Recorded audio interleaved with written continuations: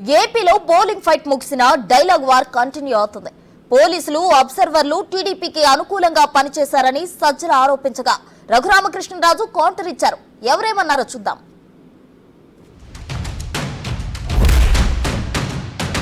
స్పష్టంగా అజెండా జగన్మోహన్ రెడ్డి గారు ఏ రోజైతే సంక్షేమం ద్వారా అభివృద్ధి, ప్రతి పేద కుటుంబం అభివృద్ధి, రాష్ట్రాభివృద్ధి కూడా దారితీస్తుంది అని ఒక యజ్ఞం మొదలు పెట్టారు.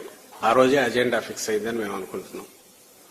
ఆ రోజు నుంచి ఈ రోజు వరకు జరిగినదంతా కూడా దాని కొనసాగింపు.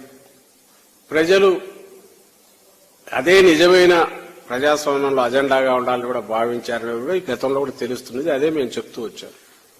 యువత మాత్రం జగన్మోహన్ రెడ్డి గారిని అభిమానించాలని ఎందుకు అనుకుంటున్నారు? అసలు యువత లేకుండా జగన్మోహన్ రెడ్డి గారిని చూసేదే యువతను ఐకాన్ లాగా చూస్తారు. వాళ్ళందరూ ఆయనకే వేశారని అనుకుంటే అనుకోవచ్చు. అంతా జూన్ 4కు తెలిసిపోతుంది కదా. తొందర ఎందుకు? మాకు అనిపించింది మేము చెప్పాము. ఈ రోజు కాదు, 2 రోజుల నుంచి వాళ్ళ సినిమా మొదలైంది చూపించడం. 2 days ముందు నుంచి అదే పనిగా కొత్త అబ్జర్వర్ని ఎవరో తీసుకొచ్చి పెట్టినట్టున్నారు. ఎక్కడికెక్కడ బదిలీలు మీరు చూసినారు. ఎన్నికల పోలింగ్ ఒక రోజు ముందు అంత అడ్డగోలు బదిలీలు కానీ 1 రోజు 2 రోజుల ముందు జరగవు. సజ్జల గారిని నేను పూర్తిగా చూడలేదు కానీ కొంచెం ఆయన ముఖ కవలికలు గమనించారు. ఏడుస్తున్నాడు లిటరల్ గా.